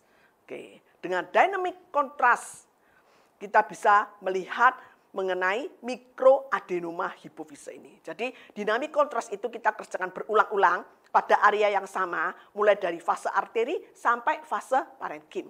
Kita lihat pada arterial phase, kita sudah melihat adanya suatu lesi yang menunjukkan contrast enhancement. Kita lihat lesi ini bentuknya bulat dan putih. Kita lihat pada perjalanan berikutnya, kita lihat lesi ini masih hiperintens. Berikutnya lagi, lesi ini mulai hipointens. Kita lihat lagi, berikutnya lagi, lesi ini mulai menjadi hipointens. Dan hipofise yang normal yang berada di sampingnya, dia mulai menyengat kontras. Kita lihat lagi, lesi itu hampir kontrasnya hilang. Lesi ini sudah wash out, kita lihat. Oke. Dan kita lihat pada delay kontras, lesi ini seakan-akan dia tidak kontras enhancement. Dan yang kontras enhancement itu seakan-akan adalah hipofise yang normal. Jadi dari dinamik kontras ini kita bisa mempelajari bahwa mikroadenoma hipofise ini mempunyai wash in rate yang sangat cepat dan wash out rate-nya cepat sekali. Sehingga dia pada fase arteri, dia sudah kontras enhancement. Sedangkan hipofise normal belum kontras enhancement. Jadi kita bisa lihat, ini dia sudah kontras enhance. Setelah itu dia wash out-nya sangat cepat. Kemudian hipofise yang normal, dia baru terjadi suatu delay kontras enhancement. Jadi kalau kita membuat delay kontras tadi ini adalah delay kontras, kita melihat ini adalah mikroadenoma hipofise dan yang kontras enhance ini adalah hipofise yang normal. Oke. Jadi ini adalah mikroadenoma hipofise ya. Ya, sekarang kita sampai pada take home point bahwa MRI secara general, MRI itu jauh lebih bagus daripada CT scan untuk suatu intraaksial sebetulnya maupun ekstraaksial brain tumor imaging. Karena MRI itu mempunyai soft tissue kontras yang sangat baik, dia mempunyai berbagai macam sequence dan kita bisa membeda-bedakan bahwa ini kelainannya itu mengarah kemana. CT scan dikatakan dia memang bagus untuk mengevaluasi tumor, mengevaluasi tulang. Jadi kalau ada perubahan pada tulang, misalnya hiperostosis atau destruksi di tulangnya, memang bagus dengan CT scan. CT scan bagus juga untuk evaluasi perdarahan. Memang paling mudah untuk melihat darah dengan CT scan, yaitu terjadi suatu hyperdense area. Tapi kita harus tahu itu adalah darah yang akut. Untuk darah yang subakut itu hati-hati kalau kita bekerja dengan CT scan kalau tidak mempunyai CT scan sebelumnya. Kemudian kita bisa melihat untuk menilai suatu kelainan pada brain, pertama kali yang paling penting kita lihat dulu detection. Jadi kita tentukan apakah ada kelainan atau tidak. Kalau ada kelainannya, di mana lokasi kelainannya? Intraaksial atau ekstraaksial. Dan bagaimana dengan karakterisasi lesi tersebut pada bermacam-macam sequence MRI tersebut. Dan bagaimana dengan pola kontras enhancement-nya. Kemudian tidak penting lagi, yang tidak kalah penting, kalau kita masih ragu untuk menentukan ini diagnosanya mengarah kemana atau kita ingin mempertajam diagnosa pasien tersebut, maka kita kerjakan advance MRI. Oke, terima kasih. Mungkin ada yang ingin bertanya? Ya, mungkin saya kembalikan ke Bu Meli.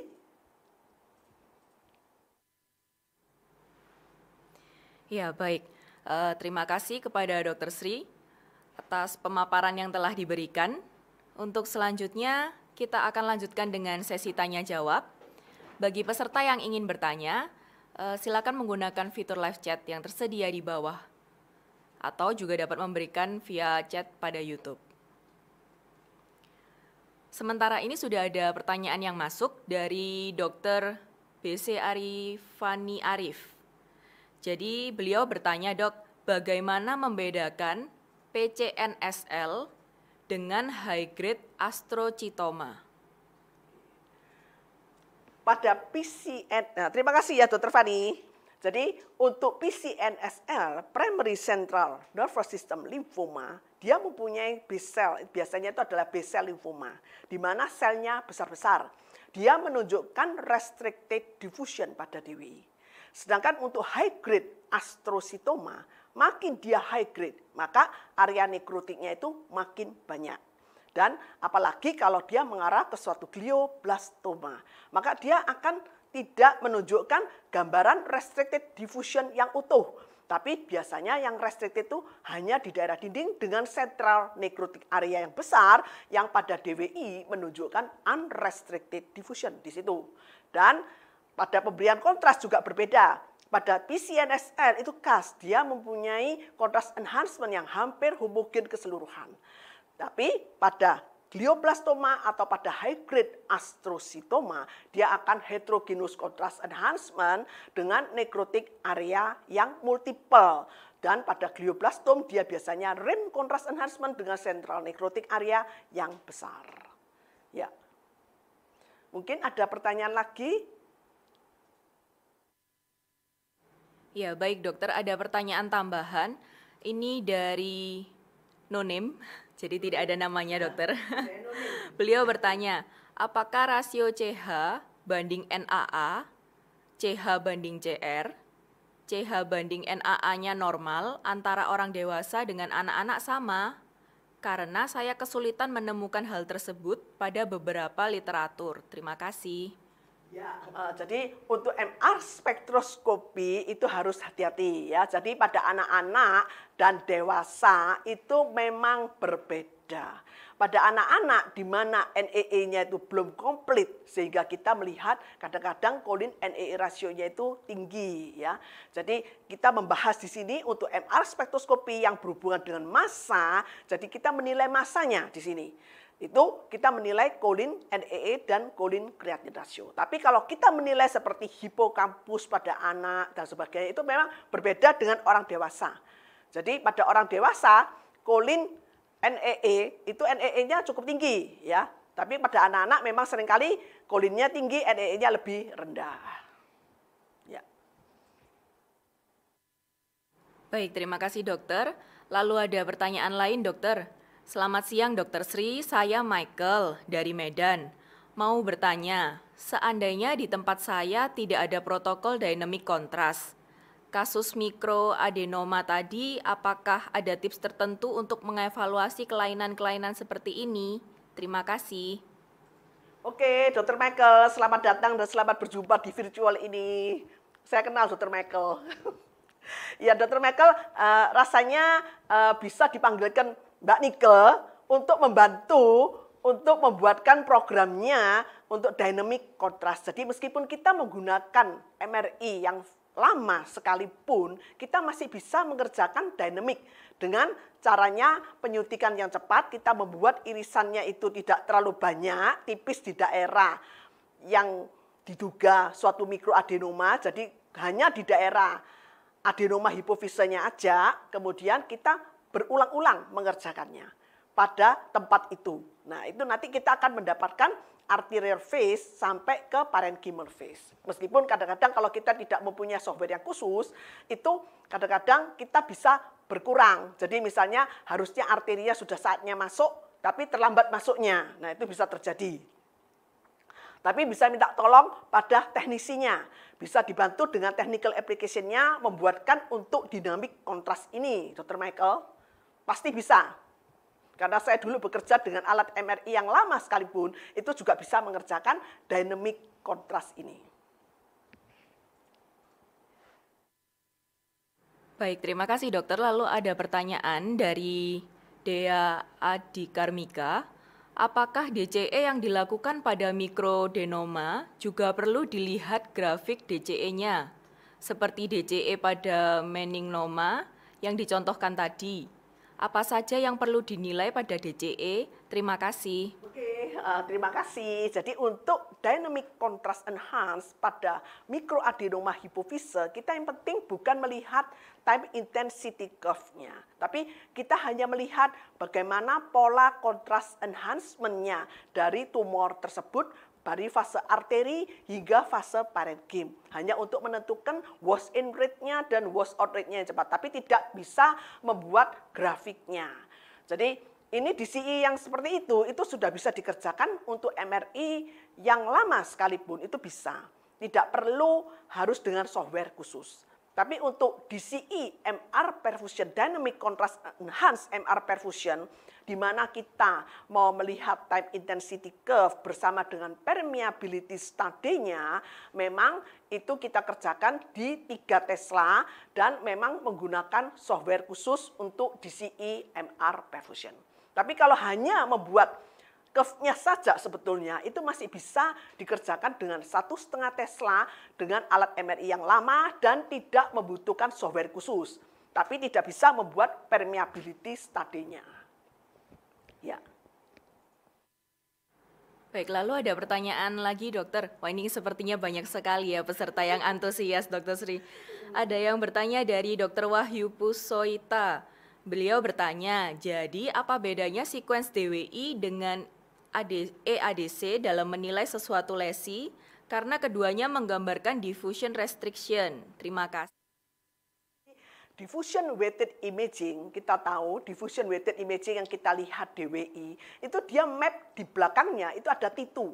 Jadi kadang-kadang sering terjadi pitfall dari DWI. Yang kita lihat pada DWI itu hyperintens, tapi belum tentu itu suatu restricted diffusion. Makanya kalau pada kita mengerjakan DWI, kita harus ada ADC di sebelahnya untuk membantu kita menentukan, oh ini memang benar-benar restricted diffusion karena pada ADC menurun. Dan kita juga perlu melihat IADC, Exponential Apparent Diffusion Coefficient. Itu menggambarkan suatu diffusion weighted imaging yang sebenarnya. Jadi kalau kita melihat pada DWI itu hyperintens, kemudian pada IADC-nya juga hyperintens, dan pada ADC-nya hypointens, maka ini memang merupakan suatu restricted diffusion yang sebenarnya.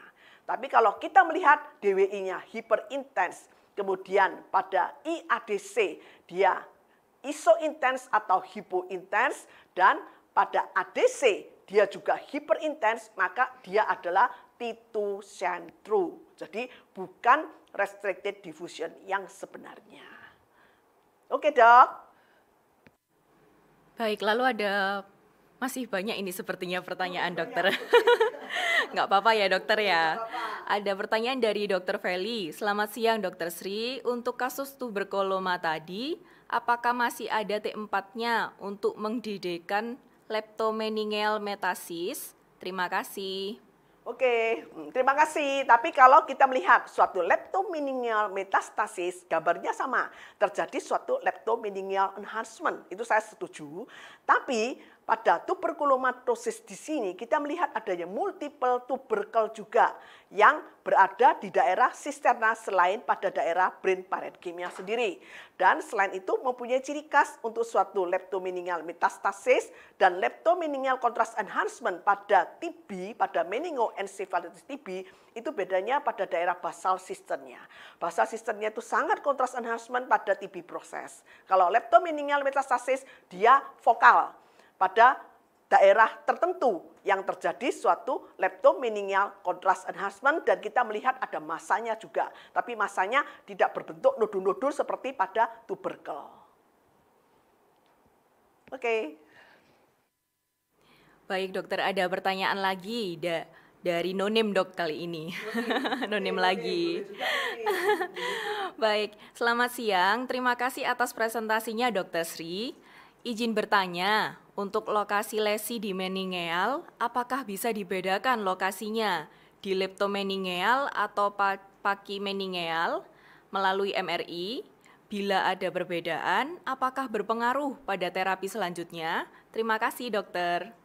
Oke, jadi di daerah leptomeningeal, pakimeningeal, memang kadang-kadang MRI itu sulit untuk membedakan. Tapi kita bisa melihat kalau dia misalnya masuk sampai pada daerah korteks-korteksnya, berarti dia mengarah ke suatu leptomeningeal metastasis misalnya. Itu seperti itu. Tapi kadang-kadang memang susah kita bedakan ini leptomeningeal atau suatu pakimeningeal.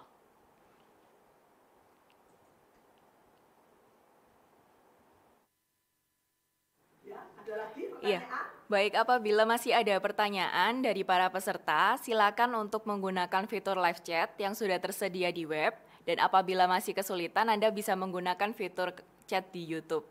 Kami akan sembari menunggu untuk pertanyaan-pertanyaan yang masuk selanjutnya.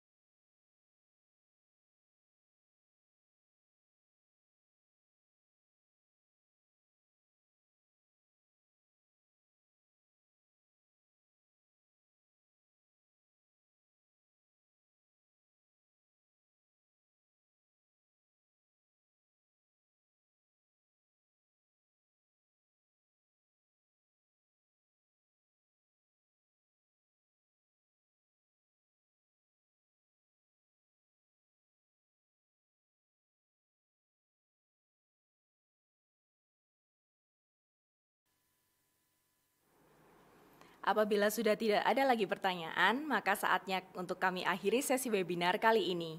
Terima kasih kami ucapkan kepada Dr. Sri Andrani Utomo, spesialis radiologi konsultan selaku pembicara, dan kepada para peserta yang telah hadir dalam acara webinar kali ini. Pameran virtual telah dibuka kembali. Untuk para peserta yang ingin mengunjungi pameran, dipersilahkan. Ada beberapa vendor yang mengikuti pameran ini, yaitu PT Mulya Husada Jaya, PT Usada Selaras Gemilang Healthcare, Diargem, dan juga Brand Clinic. Untuk mempermudah, di bawah fitur live chat terdapat tombol Go to Exhibition untuk dapat mengakses exhibition. Kami juga mengingatkan kembali kepada para peserta untuk dapat mengisi post-test sebagai syarat untuk mendapatkan sertifikat digital dengan nilai minimum 70%. Kami dari tim Together sebagai penyelenggara undur pamit. Mohon maaf atas kesalahan dan ketidaknyamanan yang kami lakukan dengan sengaja maupun tidak sengaja. Terima kasih dan sampai jumpa di event selanjutnya. Assalamualaikum warahmatullahi wabarakatuh. Selamat siang dan sampai jumpa.